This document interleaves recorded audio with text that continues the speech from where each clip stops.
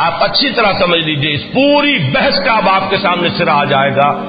میرے نزدیک صحابہ کرام میں ایمبی ورڈ شخصیت حضرت علی کی ہے رضی اللہ تعالیٰ عنہ، جامع الصفات، جن کے اندر یہ دونوں رنگ موجود ہیں، حضور صلی اللہ علیہ وسلم کی شخصیت کا ایک عکس جامعیت کے ساتھ کہ حضرت علی میں، اب دیکھیے نوٹ کیجئے، ایک طرف شجاعت، بہادری، اور وہ شجاعت صرف چھپی ہوئی نہیں، ظاہر و باہر، معاملہ صرف وہ نہیں ہے۔ حضرت ابو بکر یقیناً بہت شجاع تھے رضی اللہ تعالیٰ عنہ، اور میں آپ کو سنا چکا ہوں حضرت علی ہی کا خطبہ جو حضرت ابو بکر کے انتقال پر آپ نے دیا ہے، اور حضرت علی نے یہ فرمایا تھا کہ ابو بکر ہم میں سب سے زیادہ بہادر اور شجاع تم تھے جو پہرا دے رہے تھے بدر کی شب محمد الرسول اللہ صلی اللہ علیہ وسلم، اور اللہ نے تمہیں منتخب کیا تھا محمد الرسول اللہ کی رفاقت کے لیے اثناء سفر ہجرت میں۔ حضرت علی فرما رہے ہیں کہ ہم میں سب سے بڑے شجاع تم، اگرچہ حضرت ابو بکر کی شجاعت کا کوئی ظہور تو نہیں ہوا، کسی پہلوان سے آپ کا مقابلہ آتا ہے سیرت میں کہیں؟ کسی کے ساتھ دو بدو جنگ کی کوئی تفصیل آتی ہے کہیں سیرت کے اندر؟ ایک اور بات ہے وہ ارادہ اور عزم کہ ابو بکر نے اپنے بیٹے سے کہا تھا، جب بیٹے نے کہا عبد الرحمن ابن ابی بکر نے کہ ابا جان بدر میں آپ میری زد میں آ گئے تھے، وہ کفار کی طرف سے آیا تھا لڑنے کے لیے، اس لیے کہ اس وقت تک ایمان نہیں لائے تھے، بعد میں ایمان لائے عبد الرحمن ابن ابی بکر۔ ابا جان آپ میری زد میں آ گئے تھے، میں نے آپ کے ساتھ رعایت برتی، میں نے آپ پر حملہ نہیں کیا۔ تو حضرت ابو بکر فرماتے ہیں بیٹے یہ تم نے اس لیے کیا کہ تم باطل کے لیے لڑ رہے تھے، خدا کی قسم اگر تم میری زد میں آ جاتے میں کبھی نہ چھوڑتا۔ یہ ارادہ، یہ استقامت، یہ قوت ارادی، یہ عزیمت انتہا پر موجود ہے، لیکن یہ کہ ظہور اس طریقے سے جیسے حضرت حمزہ کی شجاعت، حضرت عمر کی پہلوانی، حضرت عمر کا یہ قول کہ جس کی خواہش ہو کہ اس کی ماں اسے روئے وہ آئے اور میرا راستہ روک لے، میں جا رہا ہوں ہجرت کے لیے، میں چلا ہوں مدینے کی طرف، کوئی اگر روک سکتا تو روک لے، جس کی خواہش ہو کہ اس کی ماں اسے روئے وہ آئے اور میرا راستہ روک لے۔ یہ بات حضرت ابو بکر میں تو نظر نہیں آئے گی۔ اور یہاں میں یہ بھی عرض کر دوں، میری بات کو غلط مفہوم میں نہ لیجیے گا، یہ بات کہیں حضور میں بھی نظر نہیں آئے گی۔ حضور نے کسی سے مقابلہ کیا؟ کہیں ہے ریکارڈ؟ حضور نے دو بدی جنگ کی کسی کے ساتھ؟ نہیں۔ لیکن تمام نوع انسانی میں اشجاع، سب سے زیادہ بہادر محمد الرسول اللہ صلی اللہ علیہ وسلم۔ اگر بہادری کوئی اعلیٰ وصف ہے تو کیا محمد الرسول اللہ صلی اللہ علیہ وسلم کی ذات مبارک میں وہ سب سے بڑھ کر نہیں ہوگی؟ ہے، اور اس کا ظہور ایک موقع پر ہوا ہے، وہ موقع ہے حنین کا، کہ جبکہ عام بھگدڑ مچ گئی ہے، لوگ دوڑے جا رہے ہیں، حضور اس وقت اپنی سواری سے اترے ہیں، علم ہاتھ میں لیا ہے، رج پڑھا ہے، زندگی میں غالباً پہلی اور آخری مرتبہ رج پڑھا ہے، انا النبی لا کذب انا ابن عبد المطلب۔ اور اگر ظاہر بات ہے، میرا گمان غالب یہ ہے کہ یہ خود حضور ہی نے کہا، اسی وقت موضوع کیا، گویا کہ یہ واحد شعر ہے جو حضور صلی اللہ علیہ وسلم نے پوری اپنی زندگی میں کہا ہے۔ لیکن یہ کہ اس وقت وہ شجاعت سامنے آئی، تو شجاعت ایک ہوتی ہے چھپی ہوئی، ایک ہوتی ہے ظاہر و باہر۔ تو حضرت علی رضی اللہ تعالیٰ عنہ میں وہ شجاعت صرف چھپی ہوئی نہیں، ظاہر و باہر شجاعت، نمایاں شجاعت، وہ شجاعت جو بدر میں ظاہر ہو رہی ہے، جبکہ شیبہ ابن ربیعہ وہ بھی حضرت علی کے ہاتھوں واسل جہنم ہوا، اور ولید ابن عتبہ ابن ربیعہ چچا بھتیجے دونوں جو ہیں حضرت علی کے ہاتھوں واسل جہنم ہو رہے ہیں، اور جو عتبہ ابن ربیعہ تھا ولید کا باپ اور شیبہ کا بھائی، وہ حضرت حمزہ کے ہاتھ سے واسل جہنم ہوا۔ پہلا مقابلہ ہوا، اس میں حضرت علی نمایاں ہے، جنگ احزاب ہے، اس میں حضرت علی نمایاں ہے۔ عمرو ابن عبد الرز بہت بڑا پہلوان، 90 برس کی عمر تھی اس وقت کی جب یہ مقابلہ ہوا ہے، لیکن پورے عرب میں کوئی تصور نہیں کر سکتا تھا کہ اس سے مقابلہ کر سکتا ہے۔ آپ نے پڑھا ہوگا، سنا ہوگا وہ واقعہ کہ جب وہ مبارزت کے لیے آیا ہے کہ ہے کوئی جو میرا مقابلہ کرے، اور ظاہر بات ہے کہ اس وقت جو ہے ایک دفعہ سناٹا طاری ہو گیا، حضرت علی آگے بڑھے کہ میں مقابلہ کروں گا، وہ ہنسا، تم میرا مقابلہ کرنے آئے ہو، نام کیا ہے؟ وہ جو بھی استہزاء کا انداز ہوتا ہے۔ پھر اس نے کہا کہ میری یہ عادت رہی ہے کہ میں جب بھی کسی سے مقابلہ ہوتا ہے اس کی 3 خواہشات میں سے ایک ضرور پوری کرتا ہوں، ذرا کہو تمہاری کیا خواہش ہے؟ حضرت علی نے فرمایا میری خواہش اولین یہ ہے کہ تم ایمان لے آؤ۔ لا حول ولا قوت، اس نے کہا اس کا کوئی سوال نہیں۔ اچھا تو دوسری خواہش یہ ہے کہ میدان جنگ سے چلے جاؤ۔ وہ ہنسا، یہ میرے لیے کبھی نہیں ہو سکتا۔ اب حضرت علی نے جو وار کیا ہے یہ ان کی ذہانت اور فطانت کا بھی ایک بہت بڑا مظہر ہے.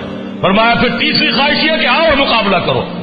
اس پر وہ بھوچکا رہ گیا کہ میں نہیں سمجھتا تھا کہ روئے زمین پر کوئی شخص یہ خواہش بھی لے کر میرے سامنے آ سکتا. اور ایک بار میں ختم ہوا حضرت علی کے رضی اللہ تعالیٰ. عمرو ابن عبد ود اسی طرح خندق کا معاملہ. قموس کا قلعہ سب سے زیادہ سخت تھا. کچھ اور جو گڑھیاں تھی فتح ہو گئی تھی, وہ تھا جو اڑا ہوا تھا, وہ حضرت علی رضی اللہ تعالیٰ عنہ کے ہاتھوں اللہ نے فتح کرایا. تو یہ ظاہر و باہر شجاعت, وہ قواعد عملیہ حضرت علی رضی اللہ تعالیٰ عنہ کے وہ بھی ہیں. دوسری طرف حضرت علی شعر و ادب میں اونچا مقام رکھتے ہیں, فصاحت و بلاغت کی معراج پر ہیں. یقیناً افصح العرب ہے محمد صلی اللہ علیہ وسلم. حضور کا اپنا قول ہے انا افصح العرب, لیکن یہ کہ حضور کے بعد فصاحت و بلاغت, خطابت, شاعری, اس میں صحابہ کرام میں ظاہر بات ہے حضرت علی کے آس پاس آنے والا کوئی نہیں.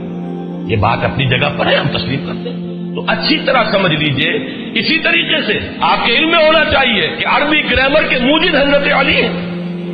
پھر یہ کہ پورے خلافت راشدہ میں سارے سیکریٹریٹ کو آرگنائز کرنے والے حضرت علی ہیں.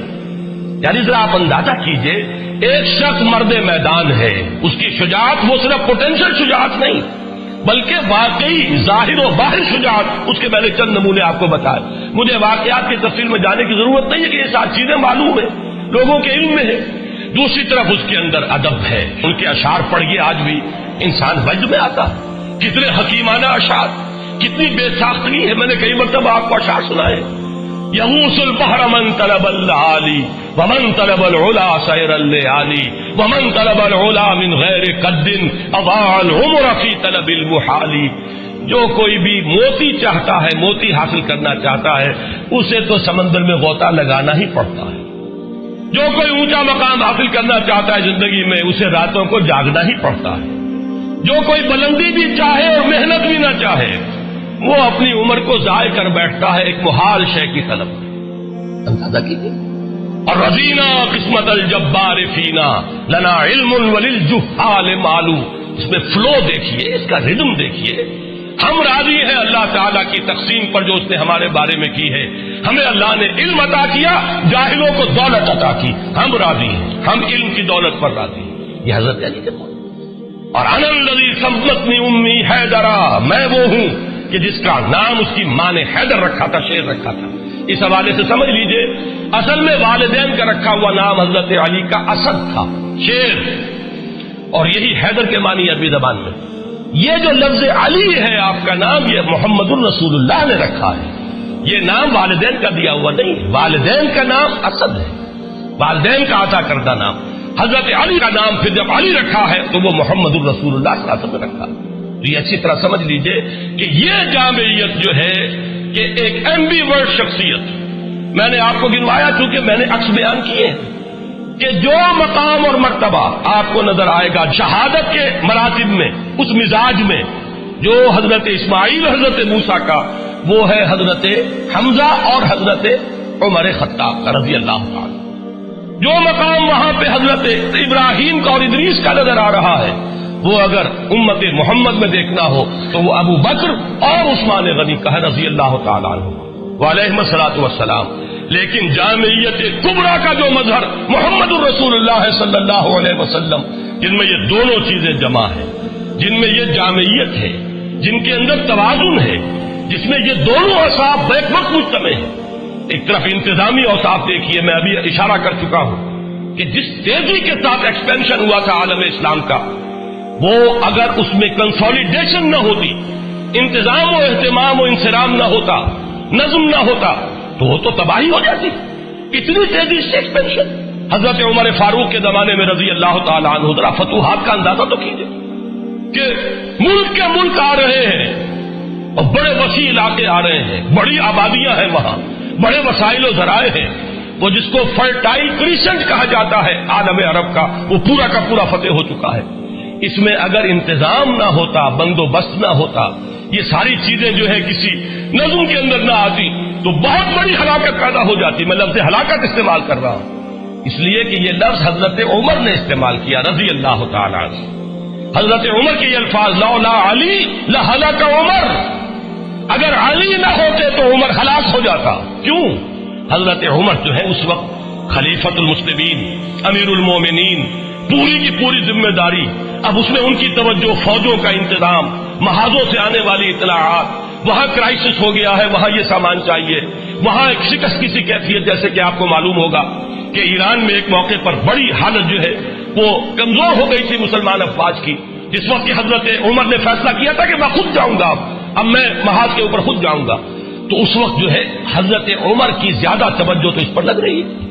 अगर उसके साथ इंतजामात न हो, एहतमाम न हो, नज्म न हो, कायम न किया जाए, तो वाकया ये है कि जिसको आप कहते हैं आगे दौड़ पीछे चौड़, आगे तो बढ़ते जा रहे हैं, पीछे मामला जो है खराब होता चला जा रहा है, ये होता।